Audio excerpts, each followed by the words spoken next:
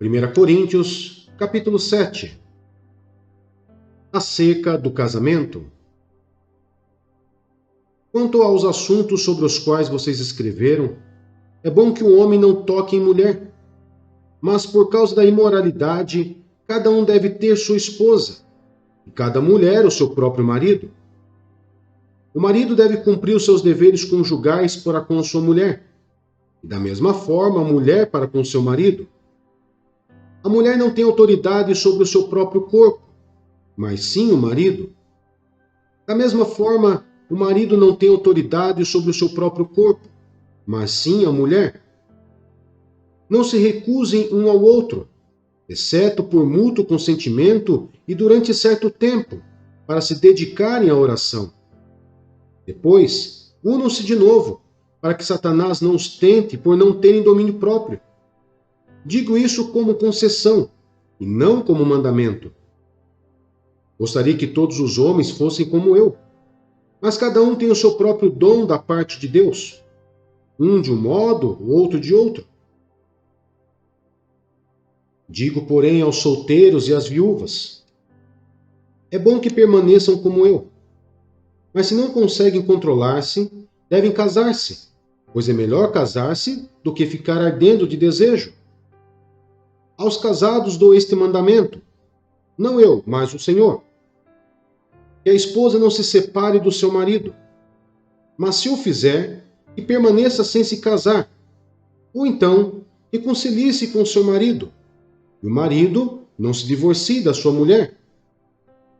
Aos outros eu mesmo digo isto, não o Senhor: se um irmão tem mulher descrente e ela se dispõe a viver com ele, não se divorcie dela. E se uma mulher tem marido descrente e ele se dispõe a viver com ela, não se divorcie dele. Pois o marido descrente é santificado por meio da mulher, e a mulher descrente é santificada por meio do marido. Se assim não fosse, seus filhos seriam impuros, mas agora são santos. Todavia, se o descrente separar-se, que se separe. Em tais casos, o irmão ou a irmã não fica debaixo de servidão. Deus nos chamou para vivermos em paz. Você, mulher, como sabe se salvará seu marido? Ou você, marido, como sabe se salvará sua mulher? Entretanto, cada um continue vivendo na condição que o Senhor lhe designou e de acordo com o chamado de Deus. Esta é a minha ordem para todas as igrejas. Foi alguém chamado sendo já circunciso? Não desfaça a circuncisão. Foi alguém chamado sendo incircunciso? Não se circuncide. A circuncisão não significa nada, e a incircuncisão também nada é. O que importa é obedecer aos mandamentos de Deus. Cada um deve permanecer na condição em que foi chamado por Deus. Foi você chamado sendo escravo?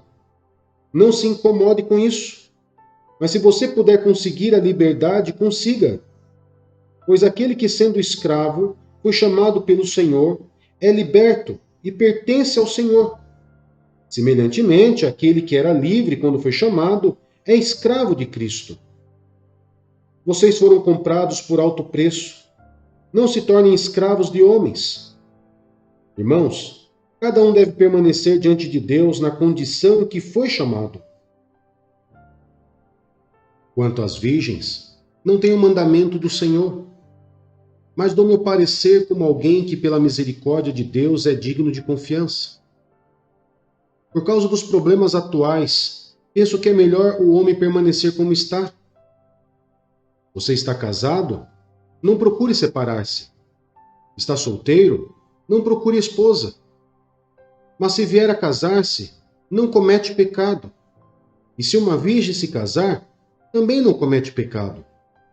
Mas aqueles que se casarem enfrentarão muitas dificuldades na vida, e eu gostaria de poupá-los disso.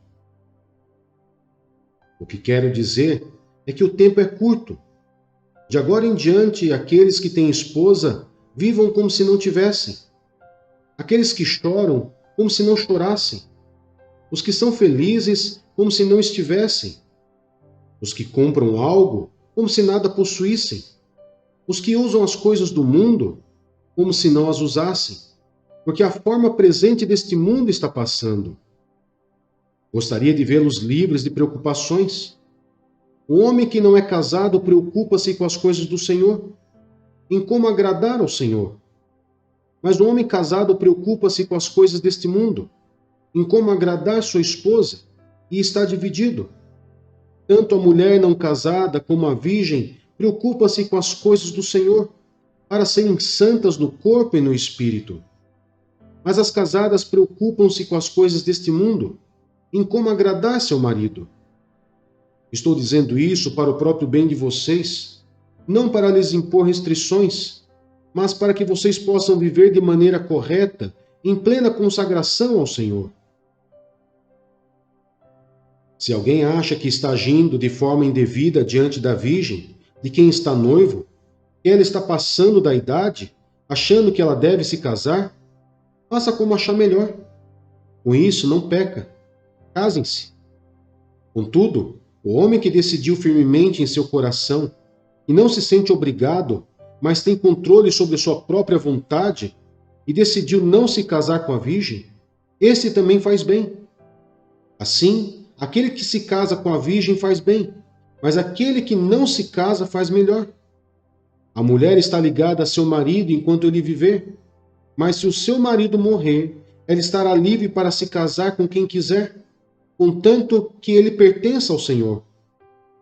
Em meu parecer, ela será mais feliz se permanecer como está, e penso que também tem o Espírito de Deus.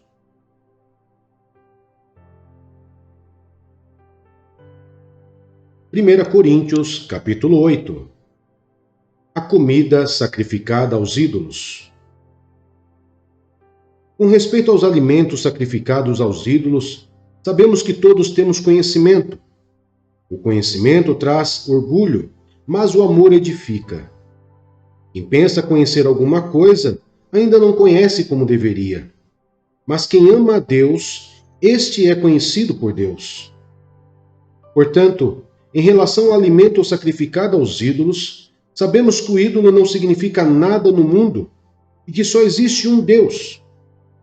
Pois mesmo que hajam chamados deuses, quer no céu, quer na terra, como de fato há muitos deuses e muitos senhores, para nós, porém, há um único Deus, o Pai, de quem vêm todas as coisas e para quem vivemos, e um só Senhor, Jesus Cristo, por meio de quem vieram todas as coisas e por meio de quem vivemos. Contudo, nem todos têm esse conhecimento. Alguns ainda, habituados com os ídolos, comem esse alimento como se fosse um sacrifício idólatra. E como a consciência deles é fraca, fica contaminada. A comida, porém, não nos torna aceitáveis diante de Deus. Não seremos piores se não comermos, nem melhores se comermos.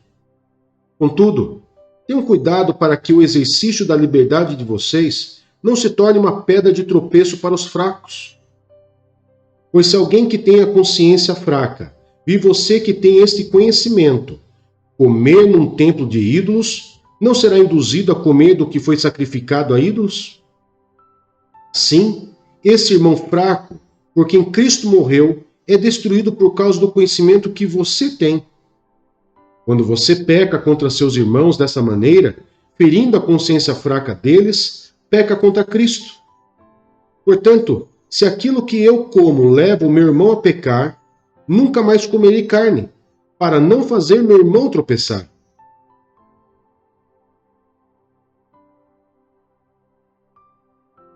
Primeira Coríntios, capítulo 9. Os direitos de um apóstolo. Não sou livre? Não sou apóstolo? Não vi Jesus, nosso Senhor? Não são vocês resultado do meu trabalho no Senhor? Ainda que eu não seja apóstolo para outros, certamente eu sou para vocês, pois vocês são o selo do meu apostolado no Senhor. Esta é a minha defesa diante daqueles que me julgam. Não temos nós o direito de comer e beber? Não temos nós o direito de levar conosco uma esposa crente, como fazem os outros apóstolos, os irmãos do Senhor e Pedro? Ou será que só eu e Barnabé não temos direito de receber sustento sem trabalhar? Quem serve como soldado à própria custa? Quem planta uma vinha e não come do seu fruto? Quem apacenta um rebanho e não bebe do seu leite? Não digo isso do ponto de vista meramente humano. A lei não diz a mesma coisa? Pois está escrito na lei de Moisés: não adormece o boi enquanto ele estiver debulhando o cereal. Por acaso é com bois que Deus está preocupado? Não é certamente por nossa causa que ele o diz? Sim, isso foi escrito em nosso favor, porque o lavrador, quando ara, e o debulhador, quando debulha, devem fazê-lo na esperança de participar da colheita. Se entre vocês semeamos coisas espirituais, seria demais colhermos de vocês coisas materiais? Se outros têm direito de ser sustentados por vocês, não temos nós ainda mais? Mas nós nunca usamos desse direito. Ao contrário, suportamos tudo para não colocar obstáculo algum ao Evangelho de Cristo. Vocês não sabem que aqueles que trabalham no templo alimentam-se das coisas do templo e que os que servem diante do altar participam do que é oferecido no altar? Da mesma forma, o Senhor ordenou àqueles que pregam o Evangelho que vivam do Evangelho. Mas eu não tenho usado de nenhum desses direitos. Não estou escrevendo na esperança de que vocês façam isso por mim. Prefiro morrer a permitir que alguém me prive desse meu orgulho. Contudo, quando prego o Evangelho, não posso me orgulhar, pois me é imposta a necessidade de pregar. Ai de mim se não pregar o Evangelho. Porque se prego de livre vontade, tenho recompensa. Contudo, como prego por obrigação, estou simplesmente cumprindo uma incumbência a mim confiada. Qual é, pois, a minha recompensa? Apenas esta: que pregando o Evangelho, eu o apresente gratuitamente, não usando assim dos meus direitos ao pregá-lo. Porque, embora seja livre de todos, fiz-me escravo de todos, para ganhar o maior número possível de pessoas. Tornei-me judeu para os judeus, a fim de ganhar os judeus. Para os que estão debaixo da lei, tornei-me como se estivesse sujeito à lei, embora eu mesmo não esteja debaixo da lei, a fim de ganhar os que estão debaixo da lei. Para os que estão sem lei, tornei-me como sem lei, embora não esteja livre da lei de Deus, e sim sob a lei de Cristo, a fim de ganhar os que não têm a lei. Para com os fracos, tornei-me fraco, para ganhar os fracos. Tornei-me tudo para com todos, para de alguma forma salvar alguns. Faço tudo isso por causa do Evangelho, para ser coparticipante dele. Vocês não sabem que de todos os que correm no estádio, apenas um ganha o prêmio? Corram de tal modo que alcance o prêmio. Todos os que competem nos jogos se submetem a um treinamento rigoroso, para obter uma coroa que logo perece. Mas nós o fazemos para ganhar uma coroa que dura para sempre. Sendo assim, não corro como quem corre sem alvo, e não luto como quem esmurra o ar. Mas esmurro o meu corpo, e faço dele meu escravo, para que depois de ter pregado aos outros, eu mesmo não venha a ser reprovado.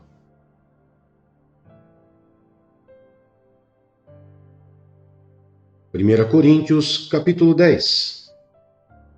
Exemplos da história de Israel. Porque não quero, irmãos, que vocês ignorem o fato de que todos os nossos antepassados estiveram sob a nuvem e todos passaram pelo mar. Em Moisés, todos eles foram batizados na nuvem e no mar. Todos comeram do mesmo alimento espiritual e beberam da mesma bebida espiritual, pois bebiam da rocha espiritual que os acompanhava, e essa rocha era Cristo. Contudo, Deus não se agradou da maioria deles, por isso seus corpos ficaram espalhados no deserto. Essas coisas ocorreram como exemplos para nós, para que não cobicemos coisas más, como eles fizeram. Não sejam idólatras como alguns deles foram. conforme está escrito: o povo se assentou para comer e beber, e levantou-se para se entregar à farra. Não pratiquemos imoralidade, como alguns deles fizeram, e num só dia morreram 23.000. Não devemos pôr o Senhor à prova, como alguns deles fizeram, e foram mortos por serpentes. E não se queixem, como alguns deles se queixaram, e foram mortos pelo anjo destruidor. Essas coisas aconteceram a eles como exemplos, e foram escritas como advertência para nós, sobre quem tem chegado o fim dos tempos. Assim, aquele que julga estar firme, cuide-se para que não caia. Não sobreveia a vocês tentação que não fosse comum aos homens. E Deus é fiel. Ele não permitirá que vocês sejam tentados além do que podem suportar. Mas quando forem tentados, Ele mesmo lhes providenciará um escape, para que o possam suportar. As festas idólatras e a ceia do Senhor. Por isso, meus amados irmãos, fujam da idolatria. Estou falando a pessoas sensatas. Julguem vocês mesmos o que estou dizendo. Não é verdade que o cálice da bênção, que abençoamos, é uma participação no sangue de Cristo, e que o pão que partimos é uma participação no corpo de Cristo? Como há somente um pão, nós que somos muitos, somos um só corpo, pois todos participamos de um único pão.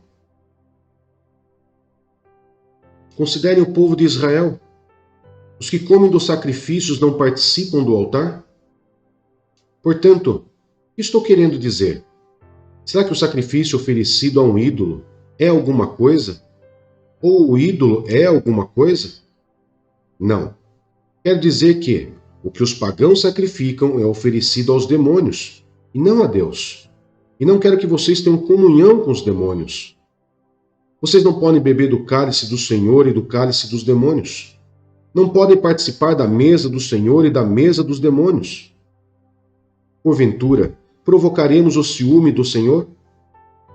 Somos mais fortes do que Ele? A liberdade do cristão. Tudo é permitido, mas nem tudo convém. Tudo é permitido, mas nem tudo edifica. Ninguém deve buscar o seu próprio bem, mas sim o dos outros. Comam de tudo o que se vende no mercado, sem fazer perguntas por causa da consciência, pois do Senhor é a terra e tudo que nela existe. Se algum descrente o convidar para uma refeição e você quiser ir, coma de tudo o que lhe for apresentado, sem nada perguntar por causa da consciência. Mas se alguém lhe disser: isso foi oferecido em sacrifício, não coma, tanto por causa da pessoa que o comentou, como da consciência. Isto é, da consciência do outro, e não da sua própria. Pois, por que minha liberdade deve ser julgada pela consciência dos outros? Se participo da refeição com ação de graças, por que sou condenado por algo pelo qual dou graças a Deus? Assim, quer vocês comam, bebam ou façam qualquer outra coisa, façam tudo para a glória de Deus. Não se tornem motivo de tropeço nem para judeus, nem para gregos, nem para a igreja de Deus.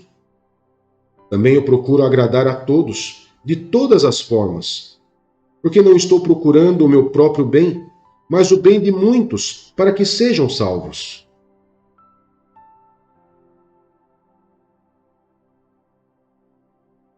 Hebreus, capítulo 3. Jesus é superior a Moisés? Portanto, santos irmãos, participantes do chamado celestial, fixem os seus pensamentos em Jesus, apóstolo e sumo sacerdote que confessamos. Ele foi fiel àquele que o havia constituído, assim como Moisés foi fiel em toda a casa de Deus. Jesus foi considerado digno de maior glória do que Moisés, da mesma forma que o construtor de uma casa tem mais honra do que a própria casa. pois toda casa é construída por alguém, mas Deus é o edificador de tudo. Moisés foi fiel como servo em toda a casa de Deus, dando testemunho do que haveria de ser dito no futuro. Mas Cristo é fiel como filho sobre a casa de Deus. E esta casa somos nós, se é que nos apegamos firmemente à confiança e à esperança da qual nos gloriamos. Advertência contra a incredulidade. Assim como diz o Espírito Santo: hoje, se vocês ouvirem a sua voz, não endureçam o coração como na rebelião, durante o tempo da provação no deserto, onde os seus antepassados me tentaram, pondo-me à prova, apesar de durante 40 anos terem visto o que eu fiz. Por isso fiquei irado contra aquela geração e disse: o seu coração está sempre se desviando, e eles não reconheceram os meus caminhos. Assim jurei na minha ira: jamais entrarão no meu descanso. Cuidado, irmãos, para que nenhum de vocês tenha coração perverso e incrédulo, e se afaste do Deus vivo.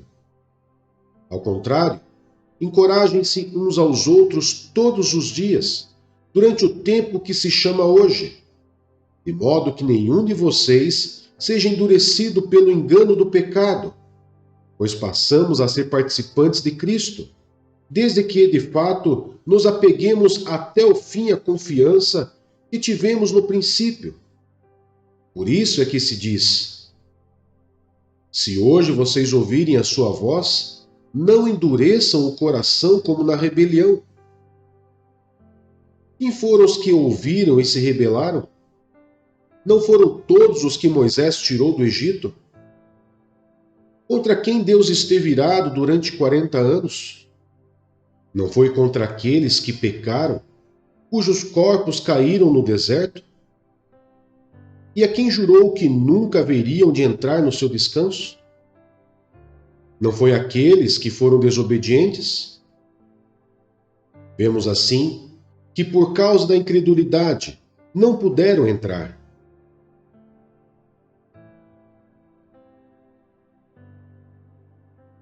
Hebreus, capítulo 4. Um descanso sabático para o povo de Deus. Visto que nos foi deixada a promessa de entrarmos no descanso de Deus, que nenhum de vocês pense que falhou, pois as boas novas foram pregadas também a nós, tanto quanto a eles, mas a mensagem que eles ouviram de nada lhes valeu, pois não foi acompanhada de fé por aqueles que a ouviram. Pois nós, os que cremos, é que entramos naquele descanso, conforme Deus disse: assim jurei na minha ira: jamais entrarão no meu descanso. Embora suas obras estivessem concluídas desde a criação do mundo. Pois em certo lugar ele falou sobre o sétimo dia, nestas palavras: no sétimo dia, Deus descansou de toda a obra que realizara. E de novo, na passagem citada há pouco diz: jamais entrarão no meu descanso. Portanto, resta entrar alguns naquele descanso, e aqueles a quem anteriormente as boas novas foram pregadas não entraram, por causa da desobediência.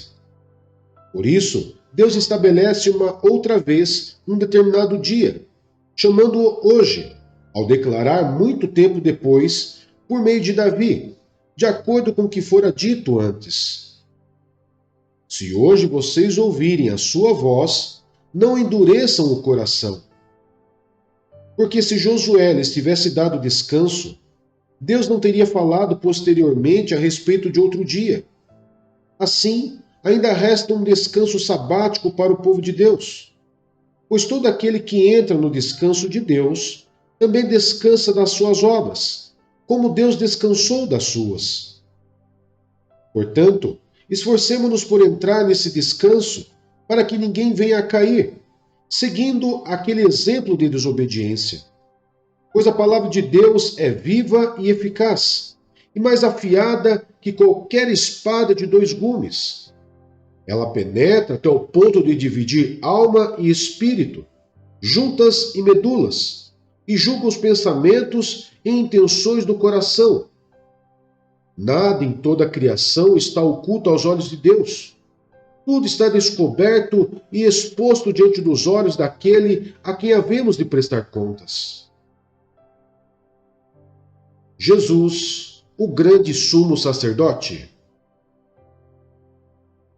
Portanto, visto que temos um grande sumo sacerdote que adentrou os céus, Jesus, o Filho de Deus, apeguemo-nos com toda a firmeza à fé que professamos, pois não temos um sumo sacerdote que não possa compadecer-se das nossas fraquezas, mas sim alguém que, como nós, passou por todo tipo de tentação, porém sem pecado. Assim, aproximemo-nos do trono da graça, com toda a confiança, a fim de recebermos misericórdia e encontrarmos graça que nos ajude no momento da necessidade.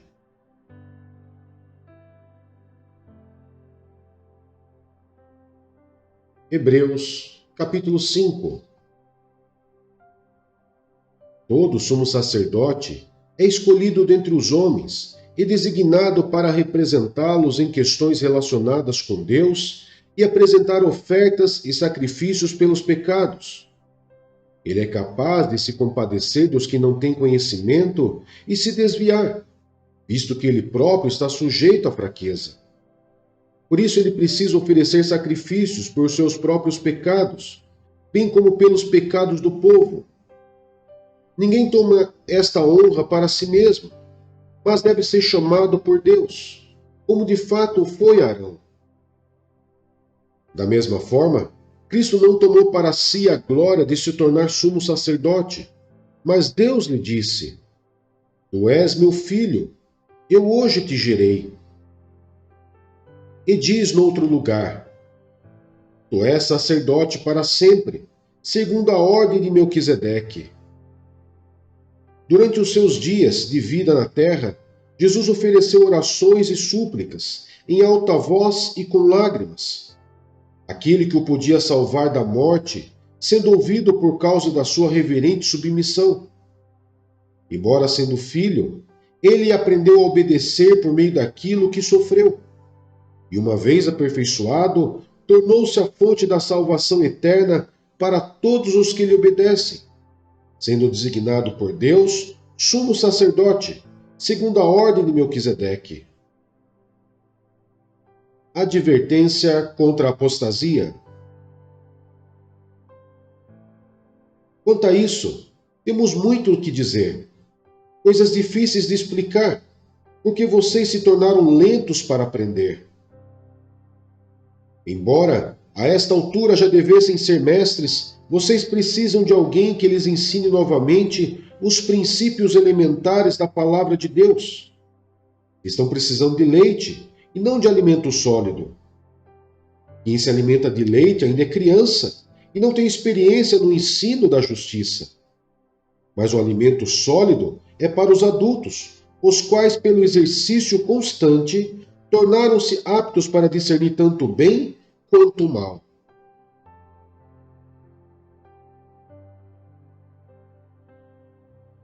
Hebreus, capítulo 6. Portanto, deixemos os ensinos elementares a respeito de Cristo e avancemos para a maturidade, sem lançar novamente o fundamento do arrependimento de atos que conduzem à morte, da fé em Deus, da instrução a respeito de batismos, da imposição de mãos, da ressurreição dos mortos e do juízo eterno. Assim faremos, se Deus o permitir. Ora, para aqueles que uma vez foram iluminados, provaram o dom celestial, tornaram-se participantes do Espírito Santo, experimentaram a bondade da palavra de Deus e os poderes da era que há de vir, e caíram, é impossível que sejam reconduzidos ao arrependimento, pois para si mesmos estão crucificando de novo o Filho de Deus, sujeitando-o à desonra pública. pois a terra que absorve a chuva e cai frequentemente e dá colheita proveitosa àqueles que a cultivam, recebe a bênção de Deus. Mas a terra que conduz espinhos e ervas daninhas é inútil e logo será amaldiçoada. Seu fim é ser queimada. Amados, mesmo falando dessa forma, estamos convictos de coisas melhores em relação a vocês, coisas próprias da salvação. Deus não é injusto. Ele não se esquecerá do trabalho de vocês e do amor que demonstraram por ele, pois ajudaram os santos e continuam a ajudá-los. Queremos que cada um de vocês mostre essa mesma prontidão até o fim, para que tenham a plena certeza da esperança, de modo que vocês não se tornem negligentes, mas imitem aqueles que, por meio da fé e da paciência, recebem a herança prometida. A certeza da promessa de Deus. Quando Deus fez a sua promessa a Abraão, por não haver ninguém superior por quem jurar, jurou por si mesmo, dizendo: esteja certo de que eu o abençoarei e farei numerosos os seus descendentes. E foi assim que, depois de esperar pacientemente, Abraão alcançou a promessa. Os homens juram por alguém superior a si mesmos, e o juramento confirma o que foi dito, pondo fim a toda discussão. Querendo mostrar de forma bem clara a natureza imutável do seu propósito para com os herdeiros da promessa, Deus o confirmou com juramento, para que, por meio de duas coisas imutáveis, nas quais é impossível que Deus minta, sejamos firmemente encorajados, nós que nos refugiamos nele, para tomar posse da esperança, a nós proposta. Temos esta esperança como âncora da alma, firme e segura, a qual adentra o santuário interior, por trás do véu, onde Jesus, que nos precedeu, entrou em nosso lugar, tornando-se sumo sacerdote para sempre, segundo a ordem de Melquisedeque.